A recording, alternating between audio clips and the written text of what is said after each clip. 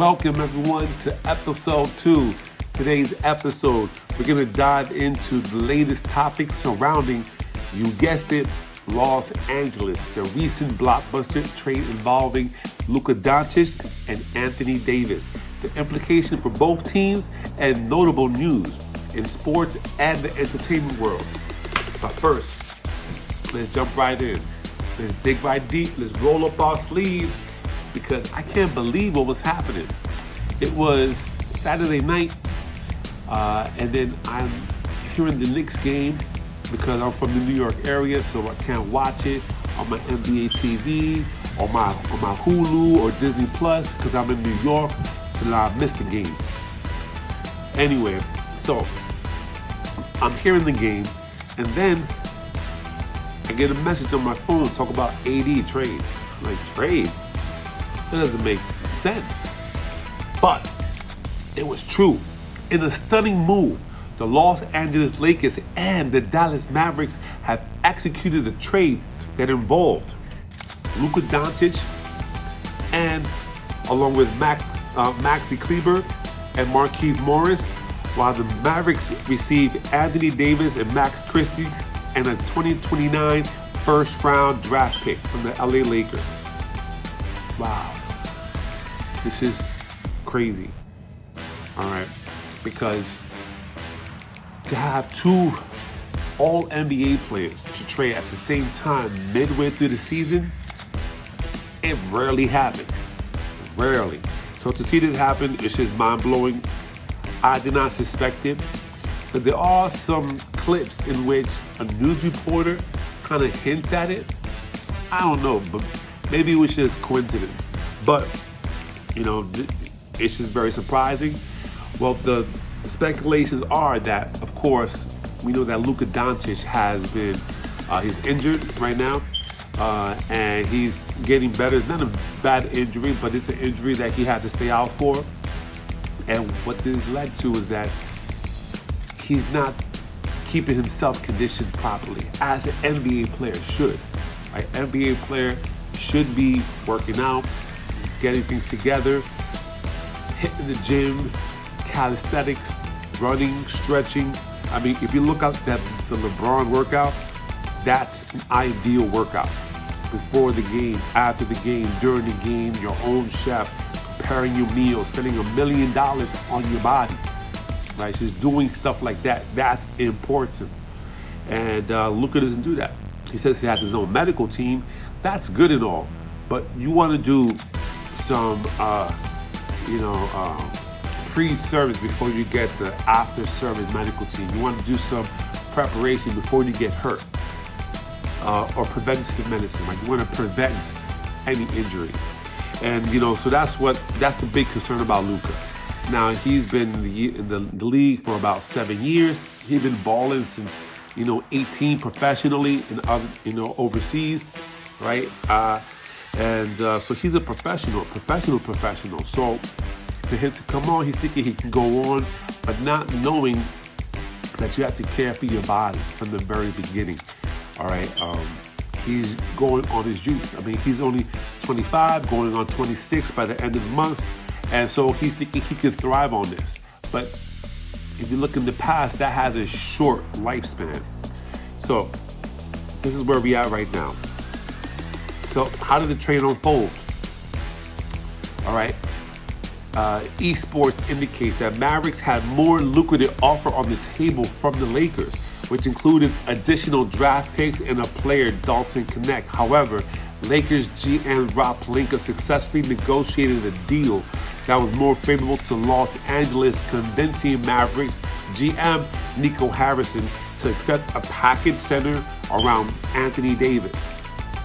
All right, so this was an elite move. I give Rob Pelinka all the props. For the last few years, he has been making blockbuster move after blockbuster move. Very smart man. But now, come to mind. All right, Nico Harris and Rob Pelinka both worked with Kobe Bryant. Both close with Kobe Bryant and Michael Jordan. So they already had a relationship, a tight, close relationship of business. They trusted each other. So in order for this deal to go off without a hitch, without anybody in the media, anybody in the sports world finding out what was going on, they had to have a connection that was leak proof. And they did it. Not a peep, not even from the top heavy hitters at ESPN and all Fox Sports. Nobody had an idea about what was going to happen. But it happened. And it happened in the middle of the night, just like a thief in the night. Right? So, boom, trade happened, but then Anthony Davis didn't know, LeBron James didn't know, Luka Doncic didn't know, right? Is this possible? Well, what I suspect, right, because you gotta tell the player to move, I'm pretty sure that Anthony knew, right? And if you think about it, he wasn't there in the game with the Knicks, and great game, LA, I mean, you really give it to the Knicks. But he wasn't there in the game. Just so happened that very night he was traded. So his agent had to know, right? And because the agent is close to LeBron, LeBron had to know. And it came out that that's true. AD found out, then it was his agent, and then it was LeBron James. So DA, Clutch, and LeBron. But guess what? Luka. Eventually he knew because of the news, but wasn't told that night. He wasn't told. So this gets me to think, if this was the case, why? There has to be some bad blood brewing beneath. You could say he was not, following the demands of the administration, by in the upper management, so they probably left him bad blood. But all in all, Luka Doncic has been very classy from that point on.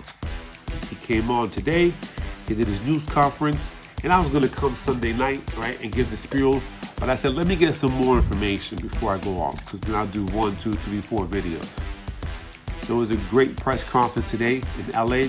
He seemed very happy, content. He answered the questions properly. I was very impressed. I actually, started to become a fan, a liking to it. All right. So Luka Doncic has expressed enthusiasm about joining the Lakers, stating, "I'm excited for this new journey." Right? He has long admired Kobe Bryant and LeBron James and feels honored to wear the Lakers journey. Currently recovering from a calf injury, Doncic is eager to return to the court and contribute to the Lakers' playoff push. Right, so now he said that he enjoyed that he looks up to LeBron. He is willing to learn from him. Now, I'm gonna take a step back. Why? People keep saying this. You gotta stop pulling LeBron as a mentor. You gotta stop. Maybe he learned a little bit, but I think the majority he did on his own. So this notion about having LeBron mentor, I'm not down with that. He's not a mentor. He is a great on-the-court leader, a basketball savant, which I don't like to say. That's what people say. I think many other players are savants, but they keep labeling him that level. To me, if you're a savant, it should be at both ends of the court. If not, you're just an offensive savant. And I think if you're going to be an overall basketball savant, you got to be able to play defense as well as offense at the highest level, or dictate the defense so that you're able to be a part and play defense effectively. Anyway, on the other hand, Anthony Davis, a defensive powerhouse and offensive juggernaut, reaction to the trade was more subdued. While he hasn't been an official statement from Davis' team, sources suggest that he is approaching this new chapter with professionalism, focused on integrating into the Maverick system and helping them achieve their championship aspirations. All right, so as soon as I saw the team, I was like, wow, Lakers got a lot of work to do. All right, so they lost their big man in the middle. That was a defensive powerhouse, right? That led the defensive charge.